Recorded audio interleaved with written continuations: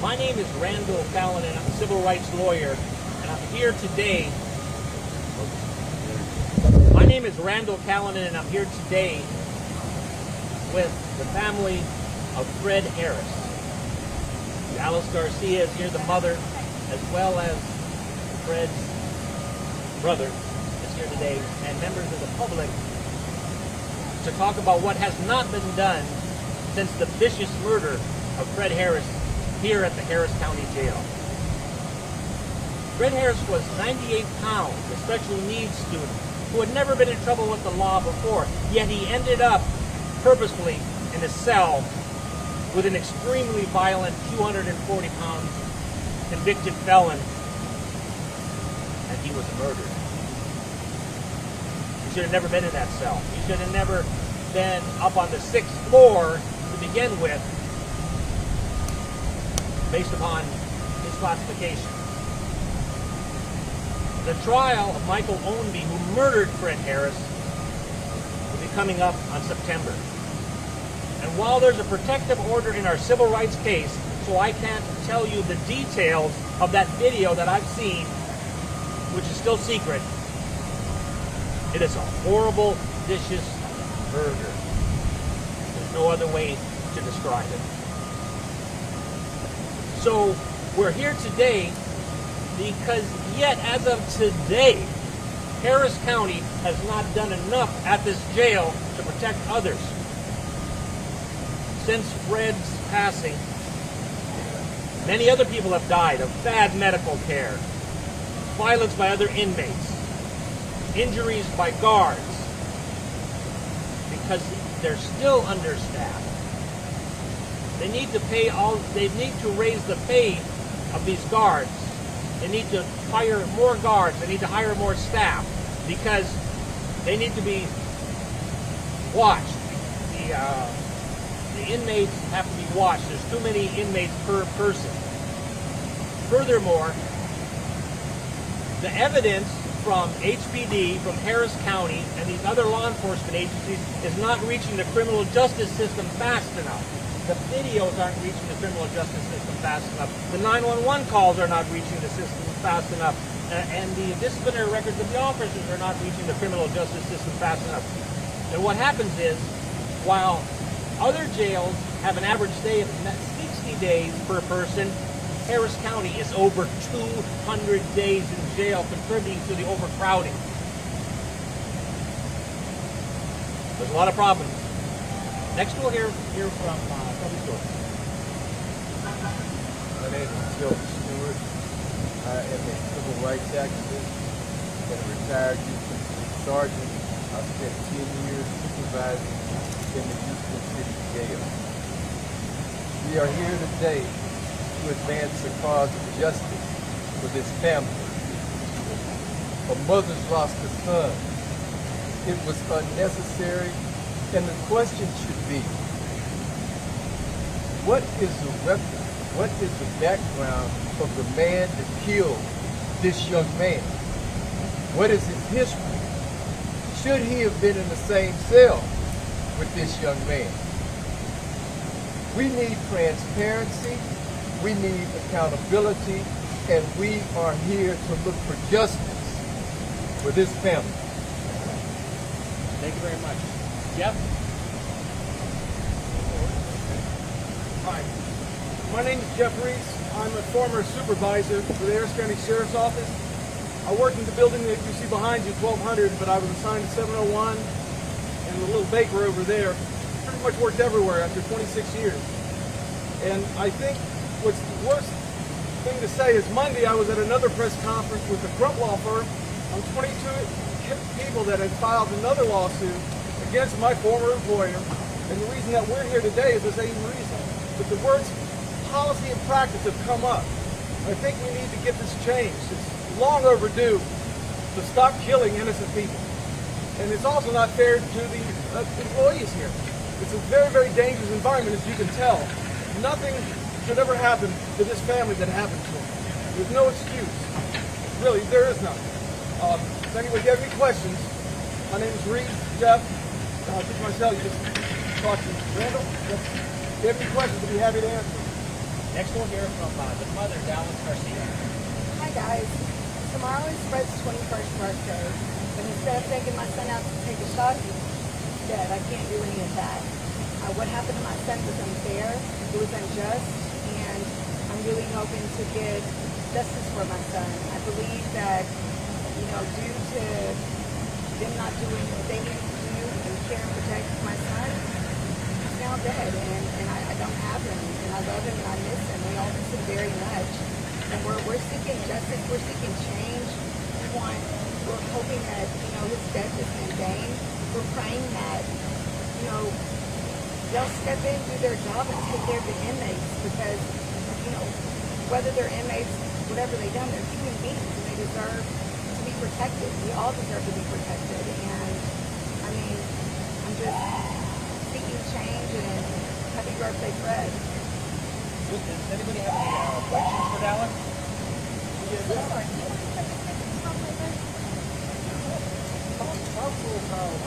What all did they say to you? So, take us to the phone call. How did they get the So I got a phone call from the chaplain, and she said that my son was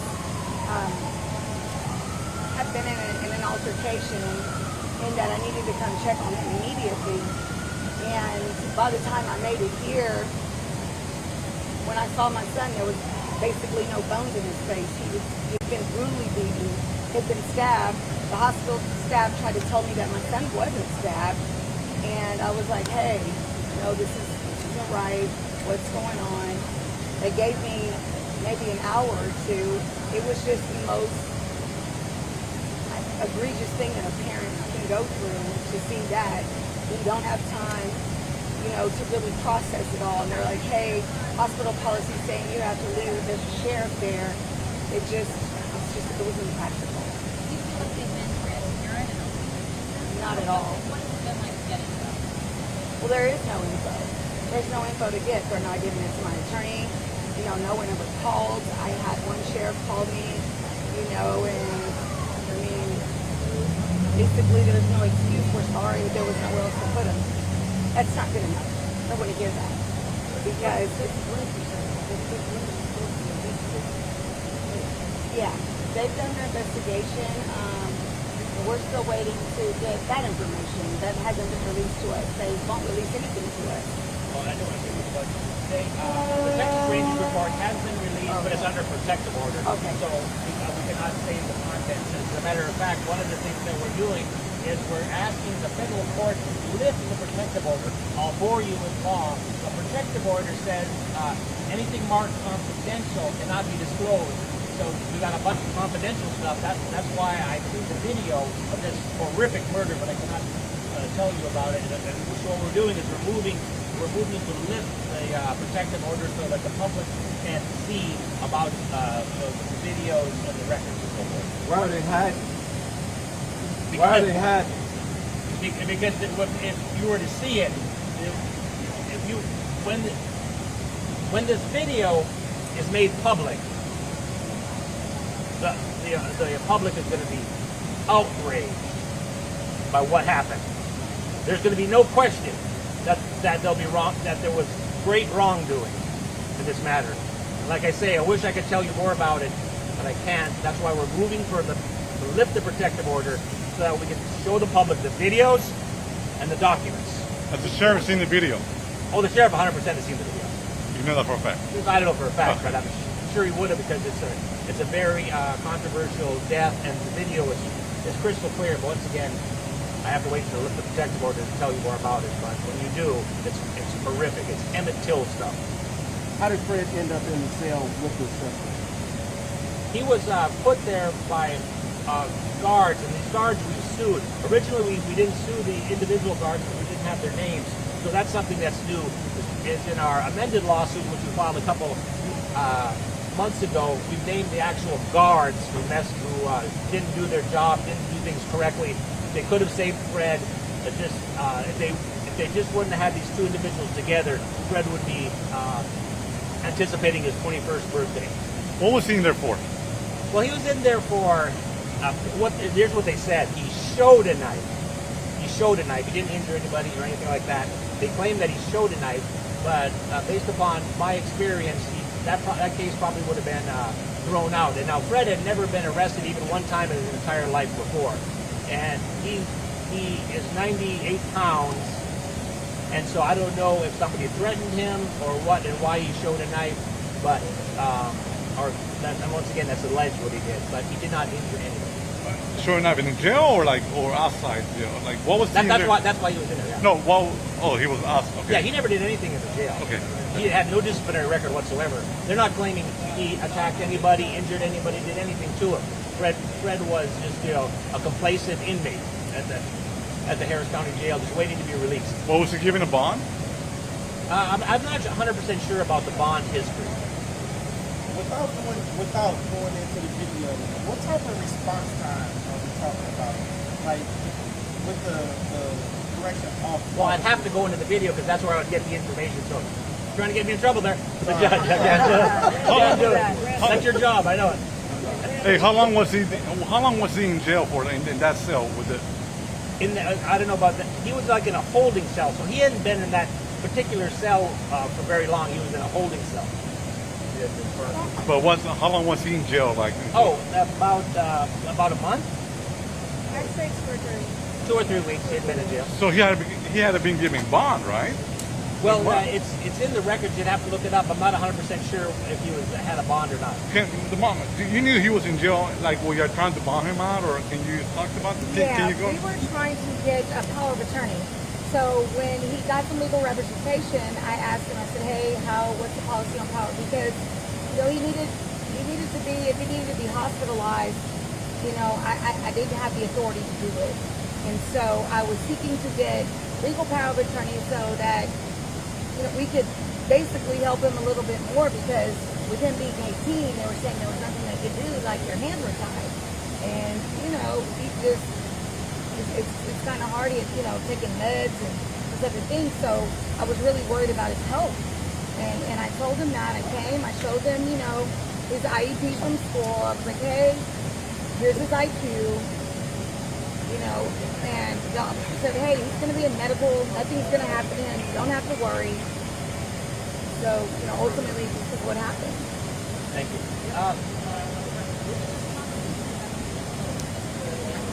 Especially everyone who's there morning. I can see those faces. It is extremely painful. It's extremely painful to see other mothers go through this.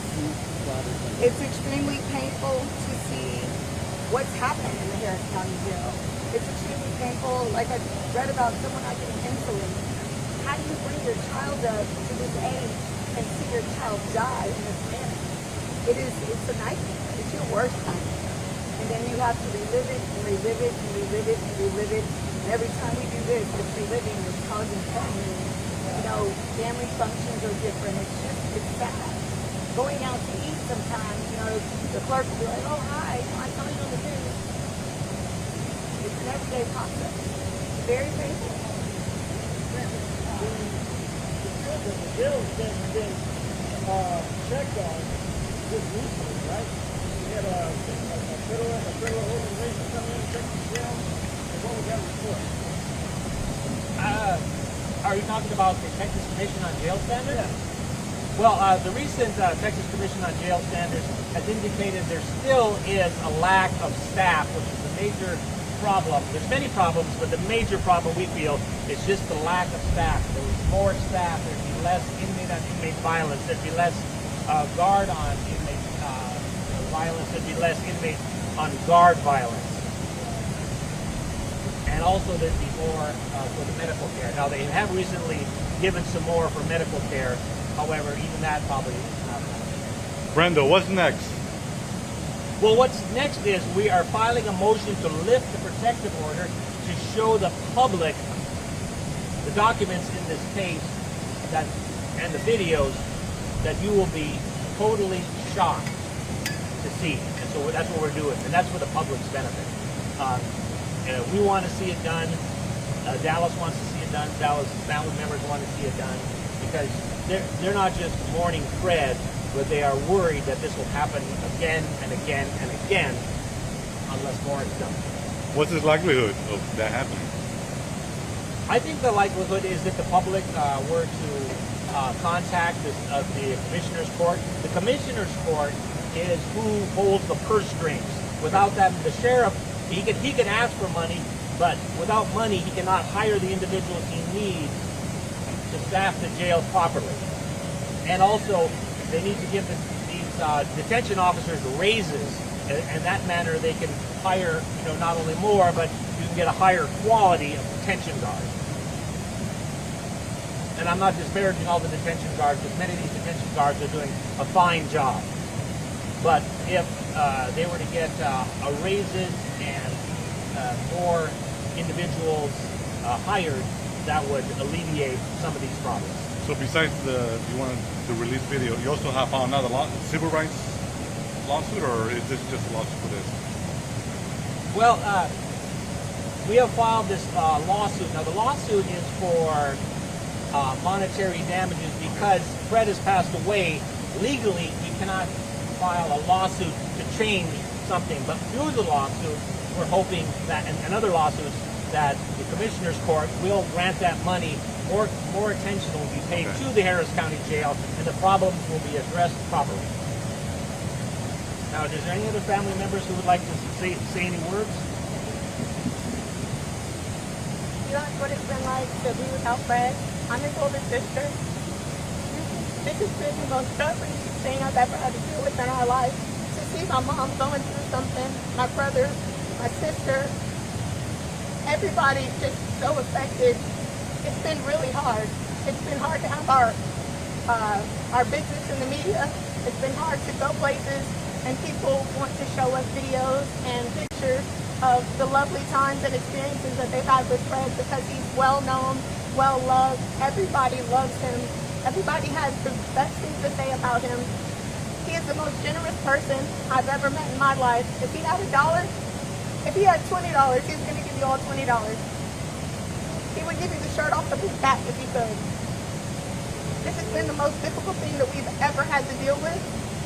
This has been hard to hear the things that we've heard and to be so not in the know, to be missing so many pieces of information that we haven't been able to properly heal together. We want justice. We're fighting for you, Fred. We are so sorry. Tomorrow is his 21st birthday, and we will come together as a family, and we are fighting for you until the last breath that we have in us. We will be rooting for you, we are fighting for you, and we will get justice for you. We will get justice for everybody in this situation because I have gotten many messages from different people telling me that their family members are going through similar things or that they've had different experiences. I've even had people reach out to me that were in the cell, well, not the cell specifically, but in the jail also with Fred. And they've reached out to me and said that he did not deserve anything that happened to him. Anybody that knows him knows that this was outrageous. This is just outrageous. This is crazy. And we will fight for you, Fred. Take that to start to and say anything.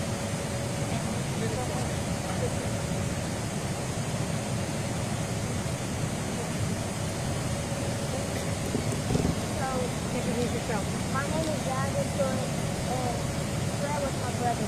Now, he ended up real precious. He could have been lower than that. Could have been not with the 200-pound man. He could have been down there, and he could have been, the authorities could have been doing their job by now. Why would they put him up there this time?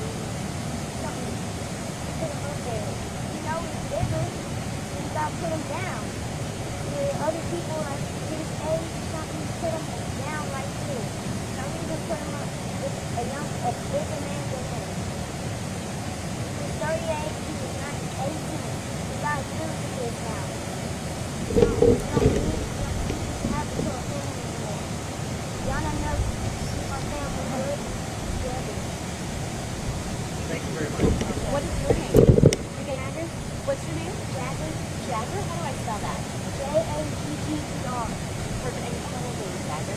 I'm 8. Thank you for speaking. Anyone else would like to speak to the family member? Justice for free. Justice for Fred. Justice for Fred. We're outraged and we need to see some change. Is there any other further questions for anybody? All right, well, thank you so much for coming out.